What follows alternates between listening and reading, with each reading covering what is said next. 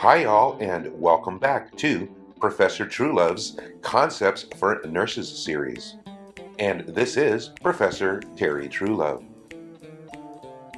And in this episode, we will be discussing impulses originating in the AV node, that is, junctional rhythms, part 2.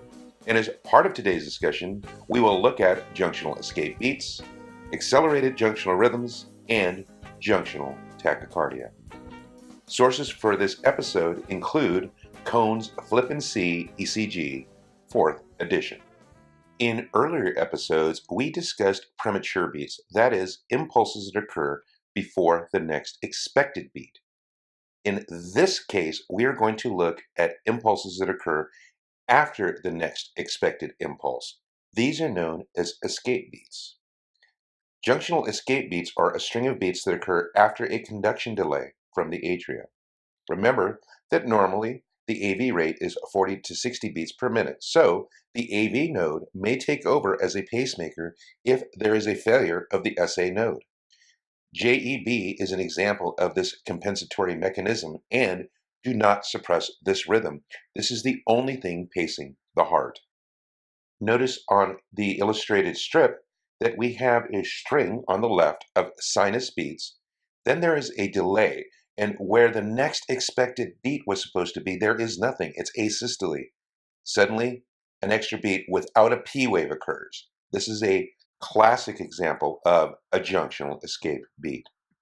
On your rhythm strip, look for not only the pause, but either absent or unusual P waves.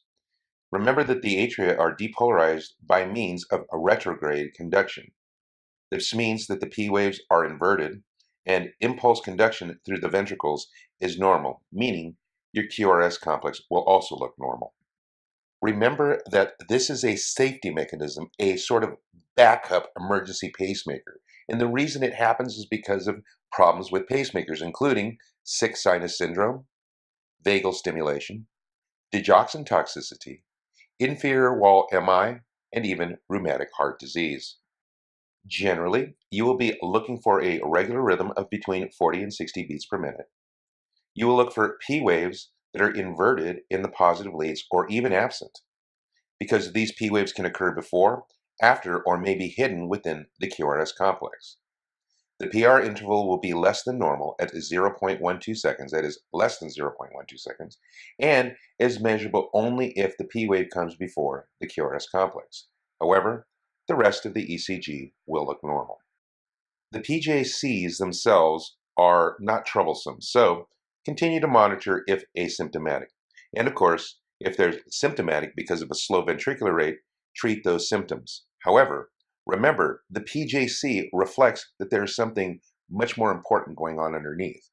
So consider the underlying cause and look at things such as digoxin levels or even failed pacemakers, as in sick sinus syndrome. A different type of rhythm that can occur from the junction is called accelerated junctional rhythm, or AJR. This is caused by an irritable focus in the AV junction that speeds up to take over as the heart's pacemaker. The atria are depolarized by means of retrograde conduction, while the ventricles are depolarized normally.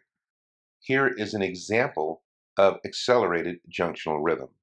Note the rate between 60 and 100 beats per minute, but the lack of a discernible PRI, or in this case, even a P wave.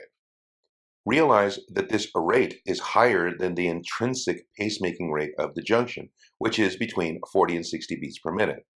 However, it is improper to call this junctional tachycardia because tachycardias are, by definition, heart rates greater than 100 beats per minute. Therefore, we've attached the term accelerated to indicate that this is a higher rate than it is expected from this area of pacing. This rate is too low to be called a tachyarrhythmia.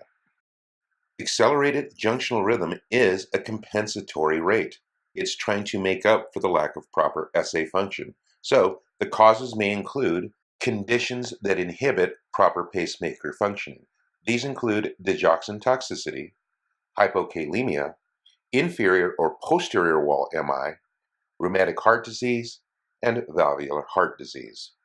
When examining your patient's rhythm strip, Look for a regular rhythm and a rate between 60 and 100 beats per minute. If the P wave is present, it will be inverted in the positive leads 2, 3, and AVF and will occur before or after the QRS complex, or it will be completely hidden within the QRS complex. And if the P wave does come before the QRS complex, the PR interval will be less than 0.12 seconds. If it is greater than 0.12 seconds, it is not a junctional beat, it actually originates somewhere in the atria. Again, because the impulses travel down the normal pathways to the ventricles, the QRS complex, the T wave, and the QT interval will all appear to be normal. In many cases, the accelerated junctional rhythm meets minimum demands for cardiac output. However, you should stand by and treat unstable hemodynamics. Find the underlying cause of the problem, may need permanent or temporary artificial pacemaking, and monitor electrolytes, particularly potassium levels. If the rate of the AV node is faster than 100 beats per minute, this is known as junctional tachycardia, or JTach. It can be simply defined as 3 or more PJCs occurring in a row, and it is a type of supraventricular tachyarrhythmia. It occurs when an irritable focus from the AV junction has enhanced automaticity, overriding the SA node to function as the heart's pacemaker. In this arrhythmia, the atria are depolarized by means of a retrograde conduction, and conduction through the ventricles is normal. The rate is usually between 100 and 200 beats per minute. And in this rhythm strip, we see the example of junctional tachycardia. Notice the funny looking little P waves just before the QRS complexes. This helps us to discern this from supraventricular tachycardia. This is a rhythm that lacks both ventricular filling time and atrial kick, so cardiac output is probably going to be compromised. It is important that we look for causes, and the most common cause is digoxin toxicity, which can be made worse by hypokalemia. It can also be caused by inferior or posterior wall, MI, or ischemia, congenital heart disease in children, and a swelling of the AV junction after heart surgery. The significance of junctional tachycardia depends on the rate, the underlying cause, and the severity of the accompanying cardiac disease.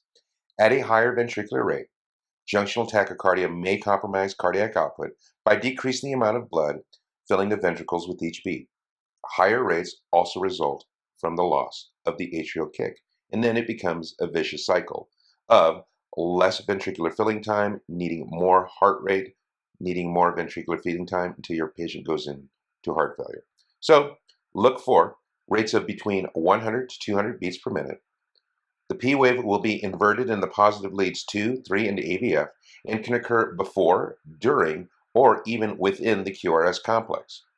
The QRS complexes will look normal, as does the T wave, unless the P wave occurs in it or the rate is so fast that the T wave can no longer be detected.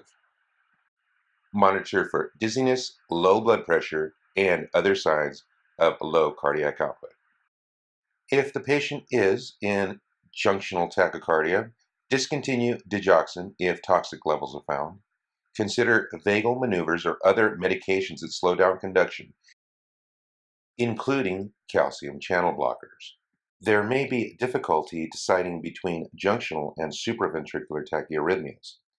That's because if a tachycardia has a narrow QRS complex, the reader may have trouble deciding whether its source is junctional, atrial.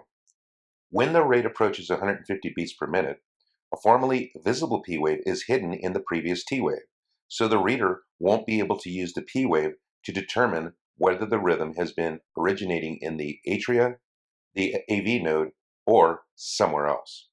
In these cases, it is proper to call the rhythm supraventricular tachycardia because that's a general term that refers to the origin of the impulse being above the ventricles.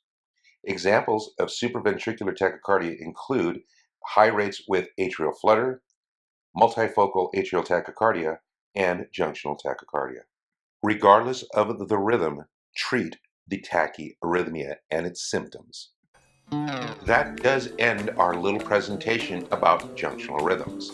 However, stay tuned because in upcoming episodes we will be discussing ventricular arrhythmias. I do hope you learned a little bit. I hope you come back, and if you do, we'll see you then.